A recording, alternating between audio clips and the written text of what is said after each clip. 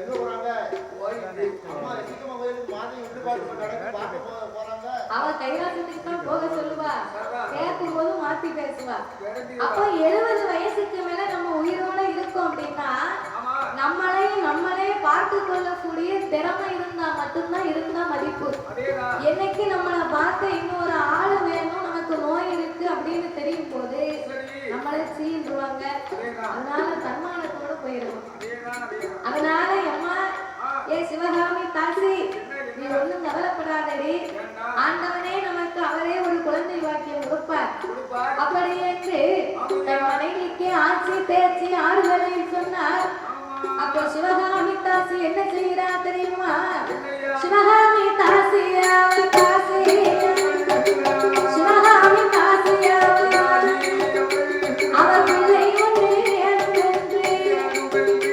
அவர் அம்மையப்ப நாளையத்தில் பூஜை செய்து வார போது அவர் அம்மையப்ப நாளையத்தில் மலர்ந்து முத புலம்புவார். அம்மையப்பா பரம்பொருள உன்னுடைய ஆலயத்தில் ஏ கண்ணுக்கு பின்னால் திருநகரமோட பிள்ளை இல்லை என்று சொல்லி சிவகாமி அவன் நடப்பான். அவளுக்கு எடுப்பான். அவன் கேட்டு தவமிருந்து அவன் கேட்டு தவமிருந்து சிவகாமியை யார விளக்கெடுத்தார்.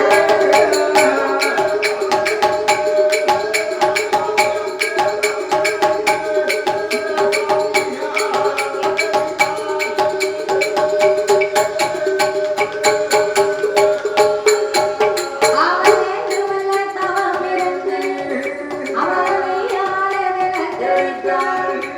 அவன் மாதாண்டோ நடப்பான். சிவகாமி மாதலுக்கு எடுப்பான்.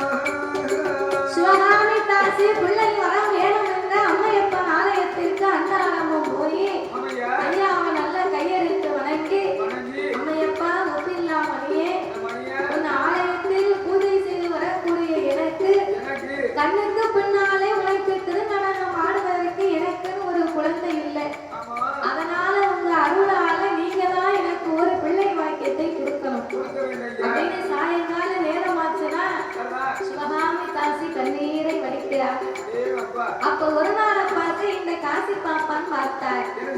இந்த நடனம் ஆடக்கூடிய சிவகாமி என்னைக்குமே இல்லாம இன்னைக்கு ரொம்ப மன கவலையா இருக்காளே, உங்களுக்கு என்ன ஆச்சு அப்படின்னு காசி பாப்பா சிவகாமியை கூப்பிட்டு, ஏ சிவகாமி, இத்தனை நாளுமா நீ இப்படி இருந்தது இல்லையே, ஏன் இப்படி மன கவலையா இருக்க?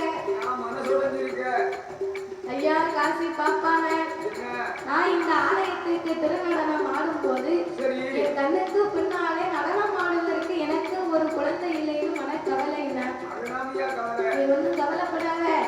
இன்னைக்கு நம்ம ஐயாவை நினைச்சு சாயங்காலம் பூஜை முடிந்து அவர் பிரசாதத்தை வாங்கி சாப்பிட்டு போ. சாமிக்கு வைக்கக்கூடிய பிரசாதத்தை உனக்கு தாரேன்.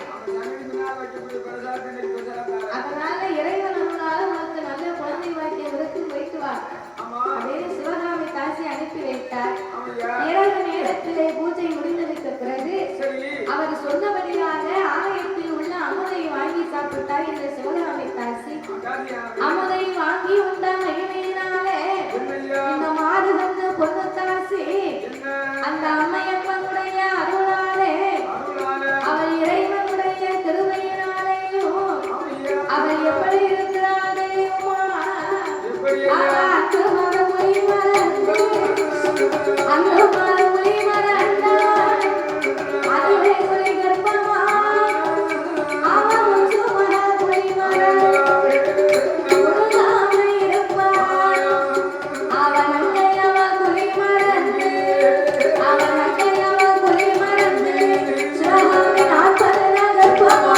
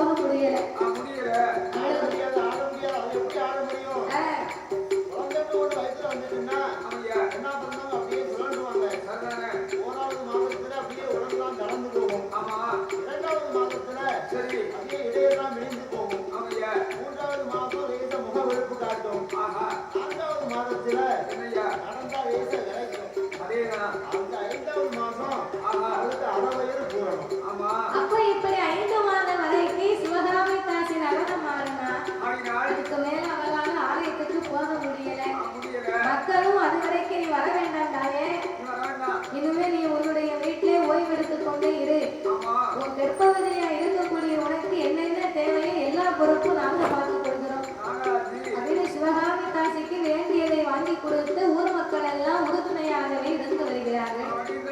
அப்போ இந்த சிவகாமி தாசி என்னதான் நடனத்துக்கே போகலைனாலும் வயிற்று குழப்புன்னு ஏதாவது வேணும் இல்லையா? ஒரு வேலை இல்லைன்னா இன்னொரு வேலையை பார்க்கணும்.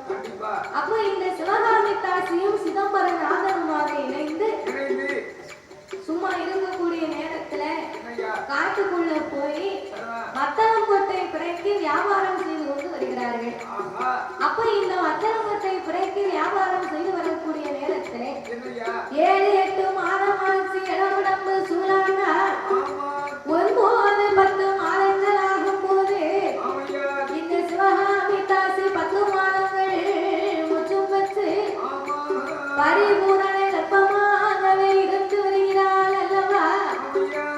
அப்படி 10வது மாதத்தில் என்ன நடக்கு? சாமி 10வது மாதத்தில் அந்த சிவகாமி தாசி அவள் பரிபூரண கர்ப்பமானாள். அப்ப மக்கள் மொத்த பிறந்து வேலையில் அந்த அம்மையப்பா அவள் மாதம் கொண்டாய குழைந்தாள் அடிதொழியா வயகுழைந்து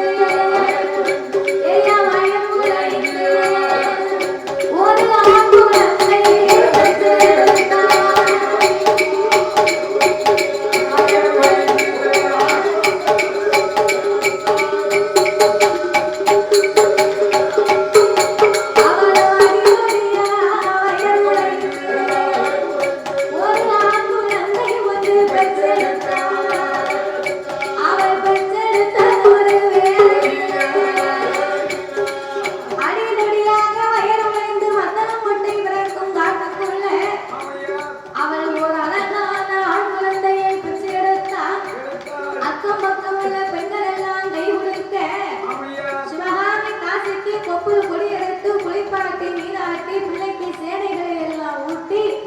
அப்படியே இந்த ஆண் குழந்தையை அரண்மனைக்கு எடுத்து வருகிறார்.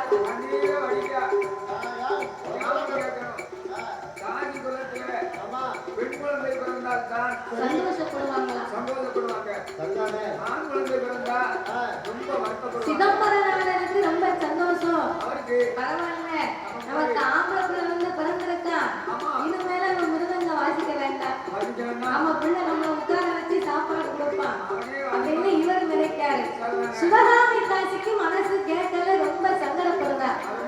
ஐயோ அம்மையப்பா பரம்பொருளை ஒப்பில்லா அம்மனியே, உன் ஆலயத்திலே திருநடனம் ஆடுவதற்கு எனக்கு ஒரு பொட்ட பிள்ளைய கொடுக்க கூடாது ஐயா.